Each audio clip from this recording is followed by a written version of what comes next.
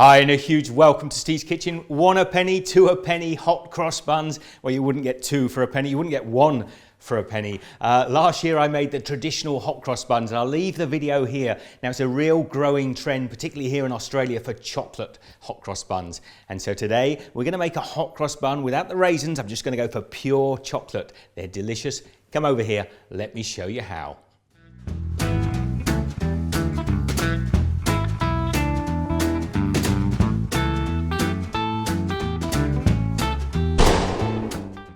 In a bowl I have a pound, that's about 500 grams of bread flour. Now I've used all-purpose flour in the past, but I really think bread flour is the way to go for hot cross buns. It gives a much better structure. So we don't need to sift that because I'm going to use a whisk and just whisk it through. Now I'll put the rest of the dry ingredients. I've got 2 tablespoons of cocoa. Obviously we're going to have a chocolate flavour to this dough. I've got 1 tablespoon of mixed spices or pumpkin spices. A couple of teaspoons of dried yeast. Now I'm using instant yeast, which means it doesn't need to be activated. It just makes it a little bit simpler. I'm popping that on that side because I'm going to put 1 teaspoon of salt this side so it doesn't mess with the yeast. Then with our dry ingredients in there, we're just going to take the whisk and blend this together to get a nice smooth consistency. Now you'll notice I am not putting my chocolate chips in, and the reason this recipe is great for you guys is because I have tested it with chocolate chips. If you put it in too early, these chocolate chips, they melt and you have nothing in there at all. So I'll tell you exactly when they have to go in there.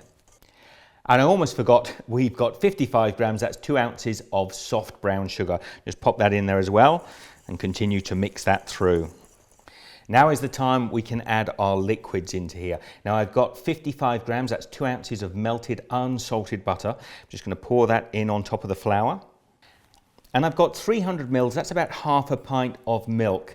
Full fat milk I'm using. I'm just going to pour that in there. I might keep a tiny bit back. And I'm going to start to combine that through with the whisk. And the reason I'm using the whisk at this moment is just to keep my hands clean as we pull this together. And when the majority of the moisture is absorbed into the flour, it's time to get your hands in there and start drawing this dough together. Now we are looking for a fairly sticky dough, so I'm going to pop that extra bit of milk in there now because that's still a little bit dry. And that's a lot better now. That dough is starting to pull together nicely. Now if we popped our chocolate chips in there now, they would melt. You'd have no chocolate chips at all by the time you finish mixing, so still keep those aside. I'm now just going to put a little flour onto my countertop and I'm going to draw that dough out onto the counter.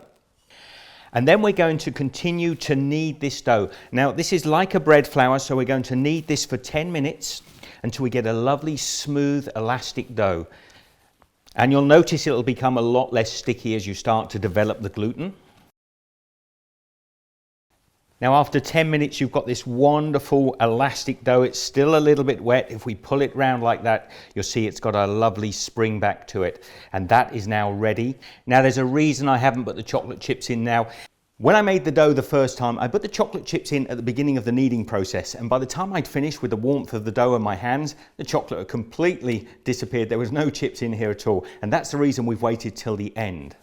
Now I'm using 200 grams, that's about 7 ounces of dark chocolate chips. And the reason is I think the flavour is better. We've just got to sprinkle, it's about a cup as well, put about half of those on your countertop and then push your dough down into it and start to work these chocolate chips in. You won't be able to do it all in one hit. And to get all these chocolate chips into the dough should take another minute or so. Now, of course, you can do this with a stand mixer, the whole process if you want. But again, the chocolate chips have to go in right at the end, otherwise you'll lose them. So I'm sort of pushing the dough into the chocolate chips and then turning it over and folding it and then a little bit extra kneading, and those chocolate chips will incorporate into the dough nicely. And I'm using quite a lot of chocolate chips because I just think it looks nicer if you've got lots of chips inside the hot cross buns. Now it hasn't taken me long and I've got all the chocolate chips nicely distributed through the dough.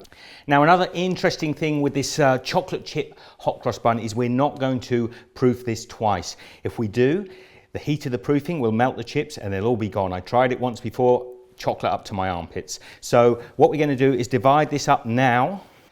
I'm just rolling that out and we're going to divide this up into 12 separate pieces. So there I have 12 individual pieces of dough with plenty of chocolate chips in them.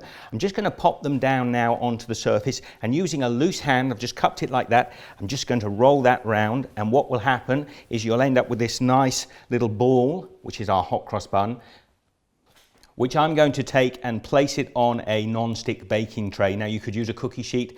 My baking tray doesn't actually stick, so I'm just going straight onto the tray like that. Now, a lot of people, when they're making hot cross buns, they put them right up close together, so they end up molding together, a bit like a sort of factory assembled hot cross bun. I like mine individually. It's just a preference, really. I want it to look as if it's been made just for me. So I'm going to space these out so there's enough room, maybe a couple of inches between each bun, to allow for the expansion. Now, I've spaced those out evenly on the tray. We just want to cover those. I'm just going to take some of this plastic wrap. I splash a little bit of oil, about a tablespoon in the center of that. And I'm just going to spread the oil across the wrap, and this will stop it from sticking to the buns.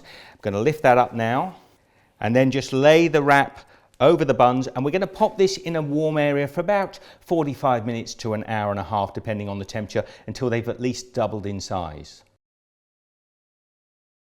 Now my hot cross buns have risen beautifully and they're almost ready to put the crosses on. We want to make up a simple batter, just equal amounts of flour to water. I've got about 1/3 of a cup here. And in goes the water. And then using a little whisk or a fork, we're just going to mix that up until we get a nice smooth batter. Now that's what we're looking for, and I'm going to pop this into a piping bag. I've stretched it over a glass. These disposable bags, by the way, are much cheaper than using a Ziploc. You can get 100 or so of these for a few dollars on eBay. And when we pull that off of there, we'll make a little hole at the bottom and pipe our crosses onto our buns. And just look at those buns, how beautifully they've risen. And you'll notice, I'll just take that plastic wrap off of there. You see how all the little chocolate bits are whole. Now if you tried to touch that now, it would just melt on your fingers, and that's why we've only done one proof. And now I've snipped a little hole in the end of that bag, and we're just going to pipe across in one line the beginning of our crosses. And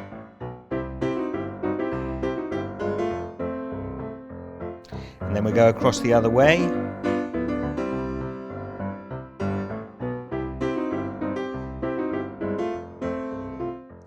And there are the crosses on our hot cross buns. Now I've preheated my oven to 400 degrees Fahrenheit, that's 200 degrees Celsius, and they're going to go in there for about 15 minutes until they're golden brown.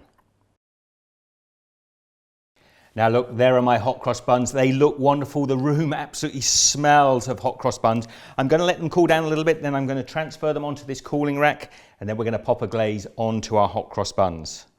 My buns are nearly cooled down, so I'm just going to make a little sugar water syrup to brush over the top of them. I'm using equal amounts of water to sugar, and I'm just going to bring that water up to a boil, let it simmer for a minute or so, and then we're going to brush over the top of our hot cross buns. And I'm just going to take that sugar water and I'm brushing it over the top of the hot cross bun to give them a lovely glossy finish. And look at those beautiful shiny hot cross buns. They look delicious. Now I'm going to try one of these now. Now I'm just going to tear this one open so you can see that it's beautiful and soft and light inside and absolutely full of chocolate. So thank you for joining me. Please share the love. Give this one the thumbs up. This is beautiful and sticky, and I'm going to give it a try now. You must try this one at home. If you want lots of chocolate inside, follow the recipe and I guarantee you'll have wonderful chocolate hot cross buns this Easter. Happy Easter, everybody. Be good. I'll see you in the next video. Take care. And as always, a huge thank you for joining me in Steve's Kitchen. I'll leave a link to a couple of other videos up here, and I hope you've enjoyed this video. I'll see you next time. Be good.